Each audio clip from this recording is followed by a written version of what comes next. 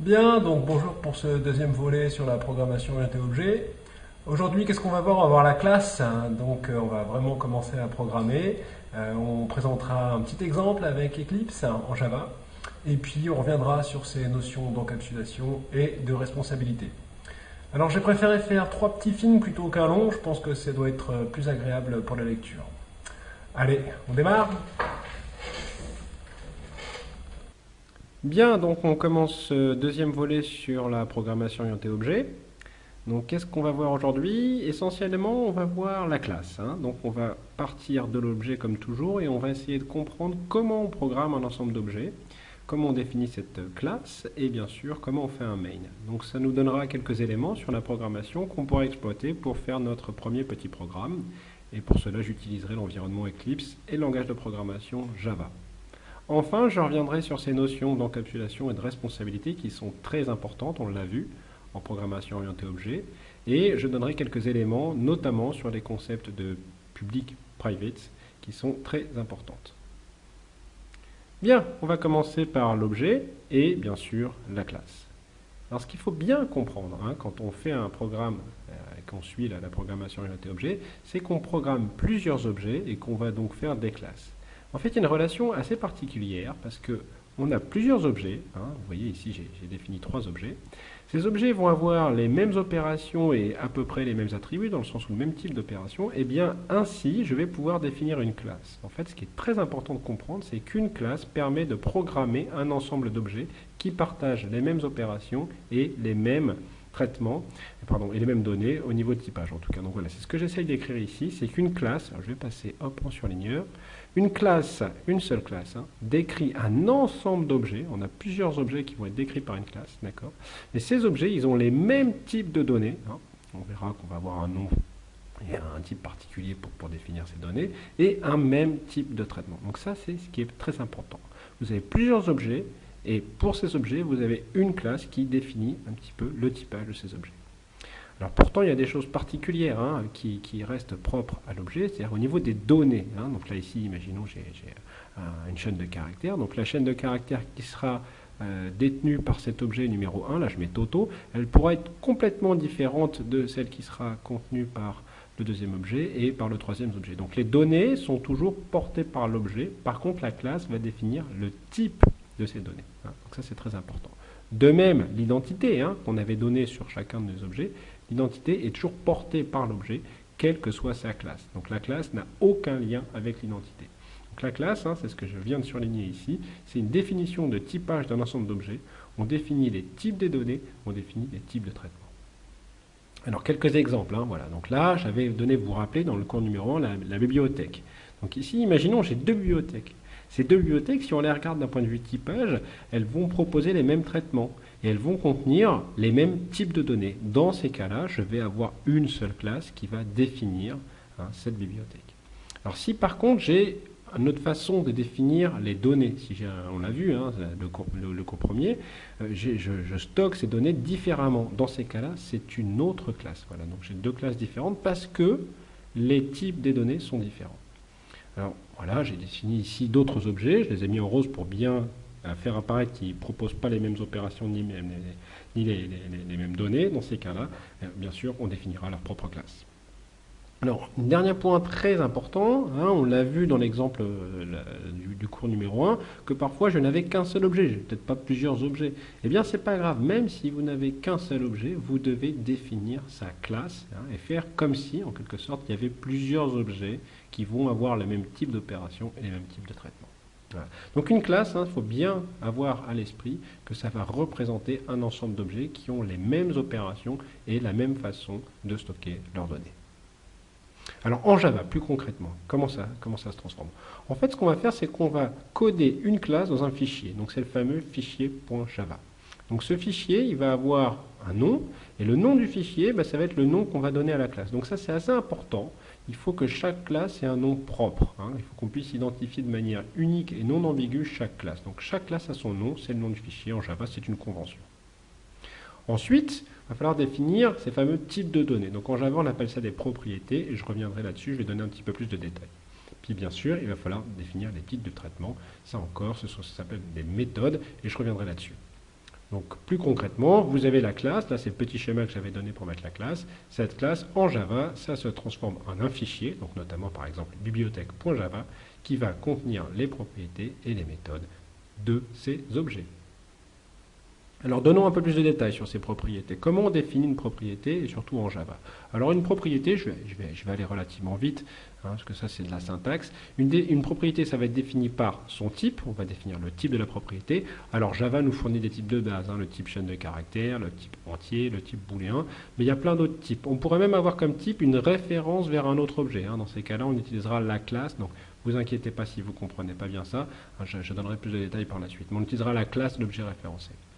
Ensuite, on va donner le nom de la propriété, qui doit être une chaîne de caractères, et on peut, si vous voulez, donner une valeur par défaut. Alors ici, je donne un exemple, voilà, ici c'est un exemple.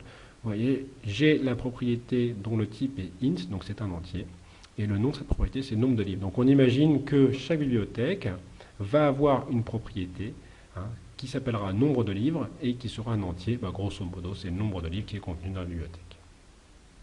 Alors maintenant, on va y voir sur les méthodes. Comment on fait en Java pour définir des méthodes? Alors là encore, c'est pas très compliqué. Une méthode, ça se définit par son type de retour. Alors vous pouvez avoir certaines méthodes qui vont vous fournir des opérations, qui vont vous fournir un résultat. Donc il faut définir le type du résultat. Si par contre, il n'y a pas de résultat, alors en Java, on utilise le mot-clé void. Void veut dire non, mais il n'y a pas de résultat, c'est pas la peine, ça retourne rien. Alors bien entendu, si vous retournez une valeur, ça peut être une valeur qui a un type basique de type entier, chaîne de caractères, ce genre de choses. Ou encore une fois, vous pouvez retourner, on l'a vu dans le cours numéro 1, vous pouvez retourner des références vers des objets. Donc il faudra donner le type des objets, donc ça veut dire leur classe. Donc vous inquiétez pas encore une fois, si vous ne comprenez pas bien cela, on reviendra régulièrement pour préciser ces notions. Ensuite, une méthode est définie par un nom. On a vu dans les exemples sur le cours numéro 1 qu'à chaque fois qu'on va demander un traitement, il faut dire quel traitement on demande, donc il faut identifier ce traitement, et donc c'est porté par son nom. Et puis, les paramètres du traitement, donc c'est les informations qu'on donne lorsqu'on veut que le traitement soit réalisé, donc on appelle ça des paramètres, pardon.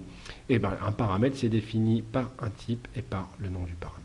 D'accord. Enfin, pour finir, il faut bien sûr que ça fasse quelque chose, donc il faudra donner le code associé à cette méthode. Donc là, encore une fois, je donne un petit exemple relativement simple. Combien de livres, voilà, donc ça c'est le nom de ma méthode, combien de livres, ça retourne un entier, et le code associé, alors return c'est un mot-clé qui dit vous retournez comme valeur, on retourne quoi? La propriété nombre de livres qu'on vient de définir. Donc si cela n'est pas très clair pour vous, vous inquiétez pas, on verra plusieurs exemples dans la suite. Bien, alors il y a un dernier point qui est important pour la classe, il y a une méthode particulière qui s'appelle le constructeur. C'est une méthode un peu particulière, c'est la méthode qui sera appelée dès la création de l'objet. Donc on verra plus tard comment on construit un objet, mais on sait d'ores et avant que l'objet, on le crée à partir de la classe, d'accord? Donc dès qu'il est créé, en fait, on va appeler sur cet objet cette méthode qui s'appelle le constructeur, qui va permettre d'initialiser l'objet. D'accord? Donc en Java, il y a quelques conventions syntaxiques à respecter. Donc première chose, on ne doit pas avoir de type de retour. Impossible d'avoir un type de retour. D'accord? Ensuite, le nom de ce constructeur, ça doit être le même nom que la classe. Donc c'est particulier. C'est une convention syntaxique de Java. Et vous pouvez avoir des paramètres. D'accord? Alors le mot-clé new, je le mets ici, sera utilisé pour appeler ce constructeur. Bien, alors je donne un petit exemple, l'exemple sur cette bibliothèque qu'on avait, vous vous rappelez, elle proposait deux opérations, ajouter livre, emprunter livre, d'accord? Donc voilà, alors la notation UML vous donne trois zones, donc vous avez dans la zone 1 ici, cette zone-là, hop là, vous mettez le nom ici, ça c'est le nom de votre classe, donc moi je l'appelais tout simplement bibliothèque. Dans la deuxième zone, vous mettez, hop ici, c'est les propriétés.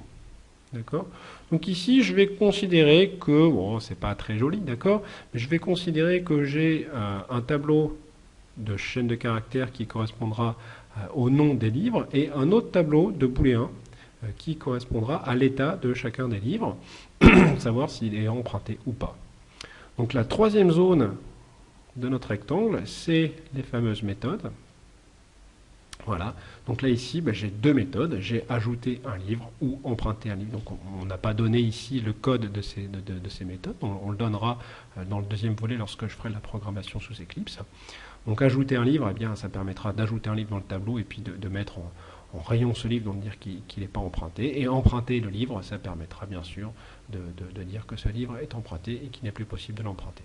Alors cet exemple n'est pas très très malin, donc on peut imaginer un exemple un peu plus malin et pour mettre un peu plus en lumière les notions que je viens de donner. Donc je change la façon maintenant de stocker les données et je stocke les données, vous voyez ici, un petit peu différemment parce que plutôt que de mettre des bouquins ici, eh bien je mettrai d'autres objets. Hop, ça c'est d'autres objets, j'essaie de les dessiner avec leurs petites pattes ici qui correspondront aux livres, d'accord? Donc là on aura les livres, voilà ici.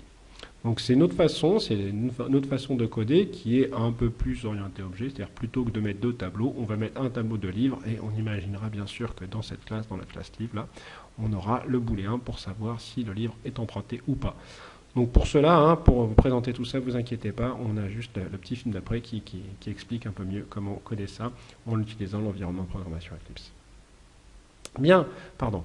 Donc on a vu comment définir une classe. Qu'est-ce qu'il nous reste maintenant? Définir le main. Vous vous rappelez, le main, c'est l'initialisation des objets qui vont constituer l'application au démarrage, d'accord, et qui va permettre aussi d'envoyer les premiers messages.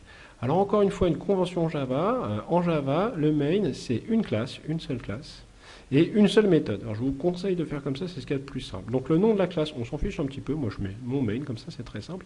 La méthode, par contre, c'est assez barbare, vous devez respecter tous ces mots-clés. Donc c'est vraiment barbare, on détaillera un peu plus par la suite tout ce qu'ils veulent dire, d'accord? Mais vous devez actuellement scrupuleusement respecter tous ces mots-clés, donc public, statique, void, main, string, crochet, args. Donc les seuls qu'on arrive à comprendre pour l'instant, c'est void. Donc void, ça veut dire que cette méthode, le main, ne retourne rien. Donc ça, on comprend bien. Un main, ça initialise, donc ça ne retourne rien. Main, là, ici, ce qui est là, ça, c'est le nom. Donc le nom doit s'appeler main. Le nom du main doit s'appeler main. Et là, on a des paramètres. Donc les paramètres, on verra par la suite qu'il est possible de donner des paramètres lorsqu'on démarre une application. Vous pouvez vouloir démarrer l'application dans un certain mode. Donc c'est ainsi que vous expliquerez le mode dans lequel vous voulez lancer l'application. Ensuite ici, voilà, on mettra les lignes de code. Ici, on mettra les lignes de code qui nous permettront d'initialiser nos objets au démarrage et puis de commencer à envoyer les messages. C'est ce qu'on va faire de suite d'ailleurs. On va commencer par quoi? On va commencer par créer une bibliothèque. Donc créer une bibliothèque, hein, créer un objet à partir d'une classe, ça s'appelle l'instanciation. Ça c'est un mot objet. Instanciation, ça veut dire je construis un objet à partir d'une classe. Alors en Java, c'est très simple. C'est illustré par le mot-clé new. Et en fait, on définit une nouvelle variable. Donc c'est dans le main, hein, ces deux lignes sont dans le main. On définit une nouvelle variable, voilà, B. Là, je définis la variable B, dont le type est bibliothèque, égale new. Donc je construis le new, c'est-à-dire je construis un nouvel objet dont le type est, dont la classe est bibliothèque. Ça, c'est la classe de ce nouvel objet, d'accord. Et ensuite, j'appellerai le constructeur sur ce nouvel objet pour l'initialiser. Voilà, très simplement, je suis en train de dire, ouais, c'est ce que j'essaie d'illustrer ici, voilà, je construis un nouvel objet, et ce nouvel objet, dans mon code, je le référence par cette variable B. Donc du coup, je vais pouvoir l'utiliser, ce nouvel objet, je vais pouvoir lui proposer, lui demander de réaliser un traitement. Donc c'est ce que je fais ici, réaliser un traitement en Java, ça s'écrit relativement simplement, vous mettez le nom de la variable ici, vous mettez un point là, ici vous voyez, il y a un point. Donc ça, le point, ça veut dire j'appelle une opération. Donc j'appelle quelle opération? J'appelle l'opération ajouter livre. Et voilà ici, j'ai le droit de lui transmettre des paramètres. D'accord? Donc l'appel, hein, ici c'est un appel, ça se fait toujours dans le code de l'appelant. Hein. On voit pas ici, on ne voit pas qui appelle, d'accord, l'opération ajouter livre sur l'objet B. On ne sait pas qui est l'appelant, c'est la personne qui va exécuter ce bout de code. Ici, nous, ça sera le main.